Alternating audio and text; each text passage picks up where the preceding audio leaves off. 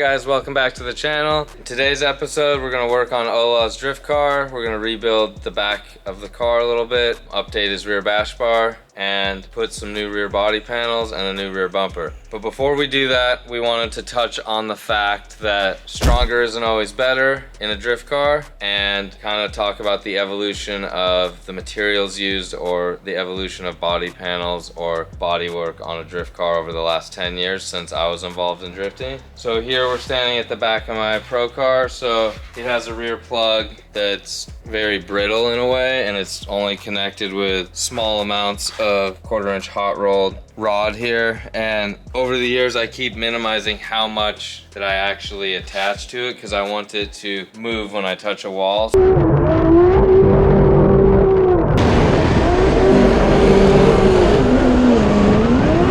By doing so, if you let it kind of absorb into the wall a little bit, if you touch the wall, it doesn't pull the front of your car around. If it was like a decent hit, it's gonna try and pull the front of your car around. Obviously that could still happen because you only have so much crumple room, but you're thinking stronger is better, but it's not, because like the only instance stronger would be better is if you just barely, you were almost perfect line and you barely touched the wall and it just kind of like slid you along and pushed you back off. That only happens like 1 out of 10 times. So what you want to do is let the bash bar absorb some of the energy, and you want the body panels, if you can, have them flex in and then pop back out. So in like the last 6-7 years, you guys would have seen Kevlar and carbon Kevlar pieces and flex resin on just fiberglass or on the carbon Kevlar pieces being used a lot more, so that the panels can flex and be forgiving and hopefully last through multiple hits. Let's take a look at some of the panels that we developed for my car over, I think it was about 5 years ago. So at first we just made a body kit so that the car would look good, and they were just normal, really thick fiberglass, and fiberglass will flex and whatnot, but then later we used flex resin, and I don't want to push too hard, but it's very flexible. See the bumper is like flexible as well. You can still break it, but if you build it correctly, it could take multiple hits and last longer. You don't have to replace a bumper after one hit or replace a fender after one hit. Also, things that evolved in pro drift cars was you'd see there's almost no metal in the back of the car because they want like a crumple zone and or just like a cushion to allow you to bump the wall but quickly rebuild, or bump the wall and then not pull the front of your car end and into your weekend right then. So over the years, most of the cars have the back cut off like this. If you look at my bash bar here, if you guys come over here, mine is, I make it out of really thin, mild steel. These are just like a disposable part for us, a consumable, and we'll use like 4 or 5 of these in a season. Sometimes less, sometimes more. We're trying to prevent this cage here from ever making contact with the walls. First, you're gonna have like 7-8 inches of just bumper, and it'll just flex in, touch the wall. You know, you'll have some scrapes in the paint, but the bumper will be fine after that, and it could do that many times. And then if you go deeper than that, you're gonna hit this, and this will bend very easily, and it will slide which way it needs to go to kind of absorb some of the energy. I mean, you still feel it in the car as the driver, you're gonna feel it, but it's not gonna try and yank the front of the car around unless you hit hard enough to touch a wheel or, you know, push all the way into the structural cage that's inside here, which that doesn't really happen. So this is years of me redoing stuff and finding like the sweet spot of how I like it, and I've had it this way maybe like 4 years, and I don't think it needs to get changed. It works really well this way, and it's really easy to tear apart and rebuild the back of the car and or just replace a bash bar. So Ola's not going to be able to go this far with his car. He has a small budget and a small window of time. He just needs to put a bash bar on his car. He's going to be installing new rear overs because the other ones did a whole season, which drift cars scrape walls on both sides, so they need to come off. And then he's gonna put a new bumper on because he toasted his rear bumper last year. So as we work on his car, we're only gonna be able to do so much, but we're gonna try our best to create crumple zones or energy absorbing zones in his bash bar, with what we get to work with, we're gonna do our best to make it so it's best for small bumps on the wall. It's not gonna be ideally like this, but it's gonna be as close as we can get to it. So Formula Drift requires a front and rear bash bar, and it is to prevent further damage to another car, probably coming inside of, like someone rear ends you or whatever happens, you spin out and he hits the front to front or whatever. It's to prevent the two cars from doing further damage to each other in hopes that the bash bars would protect. In the front, it's gonna be to protect everything that's holding fluids and whatever and your engine. And then in the back, it's probably, well, there's fluids in the back of a drift car too. So it's to prevent from smashing all that. So there's kind of two purposes. It's for you and the other driver that you're tandeming with, and then for your own car, and hopefully preventing less cleanup for the track workers. They're required, so we're gonna be, you know, you're always gonna be putting a bash bar on a drift car, but there's many ways that this can be done, and there's lots of opinions on it. So I kind of gave you my opinion, and so we're gonna see what we can accomplish FD legal on Ola's car. Let's go do that. Today, we got Ola's Supra here. Ola's preparing for Formula Drift. It's in about 3 weeks, round 1, Long Beach. His Supra's been here the whole time since, I guess, the end of the season or after SEMA last year. The needs of Ola's Supra was to need a new front bumper. We got one freshly painted for him. Local shop over here that I found called Cartoon Customs does paint and bodywork, so they knocked that out really quick. So that's a freshie for him this season. He'll probably kind of do some repairs because this is all in one piece. He's just kind of seen some battle. So he'll fix that up, and that'll be a spare. That's good. I already started working on the back here, so he had kind of a different style rear bumper that he couldn't get another one of, so then he's gonna switch over to my rear bumper stuff that I make. He already runs my body kit. This is going to Switzerland, full kit, but this is what Ola needs. Right and left rear over, weapon wide body kit, and the new rear Kevlar rear bumper that's flex resin. It's drift style that lets it flex, so if you touch a wall, it'll kind of go in and then pop back out. What he's having me work on is some fab stuff. So I'm gonna recreate a different style rear bash bar, and I'm going to use, here's part of it, but so I have plates like this. These are 1/4" steel plates. This will get welded on here, and as you can see, it's pre-threaded. It's for M8125 hardware, and then I have the other side of the plate has slightly larger holes that are not threaded, so it just bolts onto it, and the bash bar will get welded to the other plate. I'll show you guys shortly. And then he's not gonna run that rear plug that I usually run, which is like the fiberglass rear piece. He could probably get 1 more year out of this metal structure of his rear structure of the Supra, and then he might have to go over to the fiberglass. But I mean, this is pretty bent, but the overs will cover most of that and it'll look fine.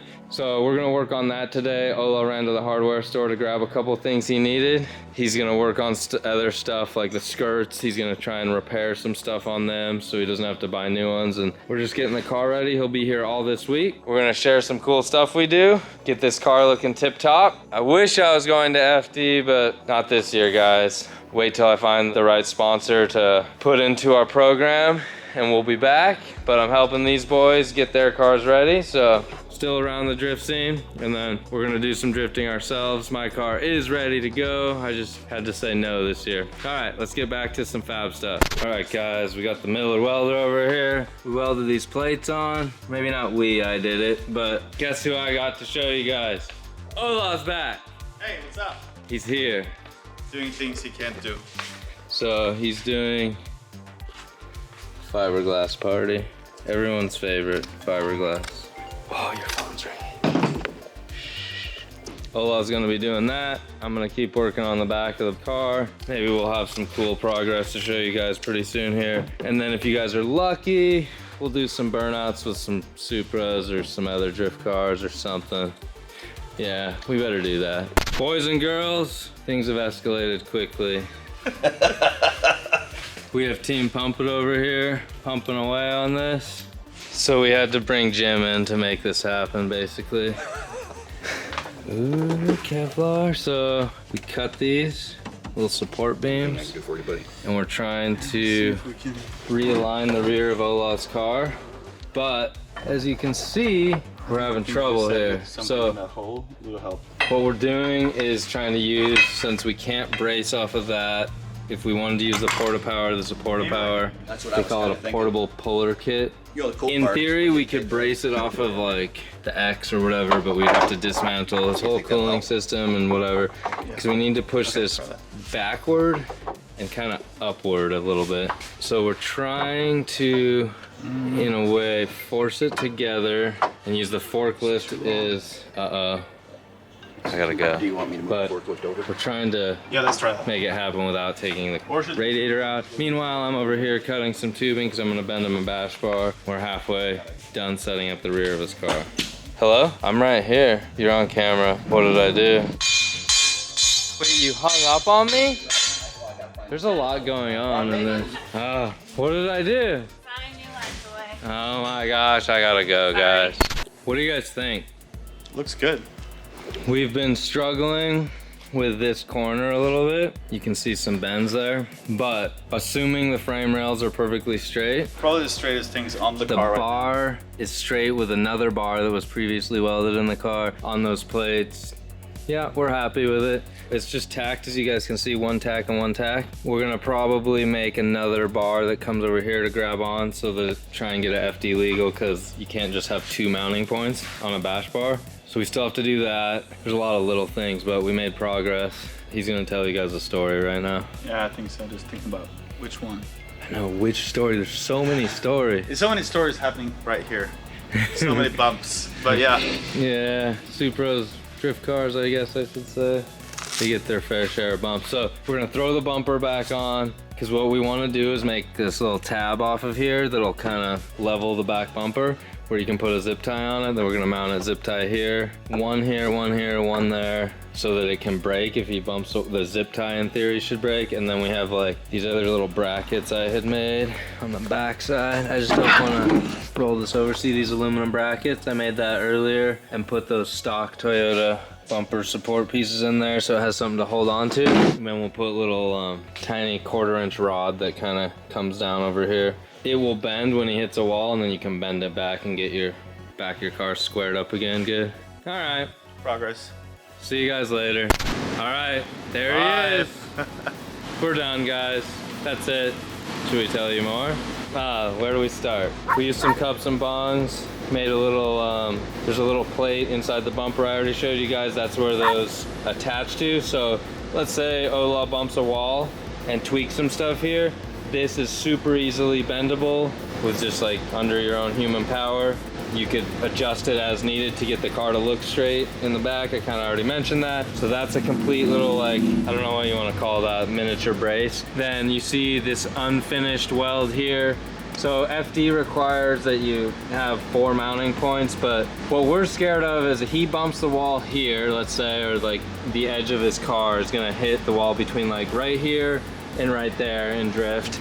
And back here, perfect. It'll kind of like push him off the wall if he's being pretty precise, and it's gonna just kind of push him away and it'll hold it. But if he comes in hard and hits, like it gets slippery and he smacks kind of decently hard here, what we really don't want to happen is this to push and bend this rail, and then in turn, since the rail is connected back here, both rails will just move over together and that'll be horrible. We're hoping it's welded like 1, 2, 3, 1, 2, 3, or like, you know, kind of pulse welded or whatever, minimal hold down on the trigger there. That's it on that side. We're hoping it'll just snap that, or we pre-bent it. It'll maybe just bend again and save the chassis and let him continue on the rest of that round, the rest of the season, whatever. And then on this side of the bar, we only welded it from what you guys can see here. There's nothing welded on the bottom, in hopes that it would be more brittle there and kind of give way. And then this is like the strong part. If, you know, FD and Kevin is inspecting it, it's still fully removable, and it has, I guess it would be 16 bolts holding it on, M8 bolts, so it passes inspection. And yeah, Ola's happy.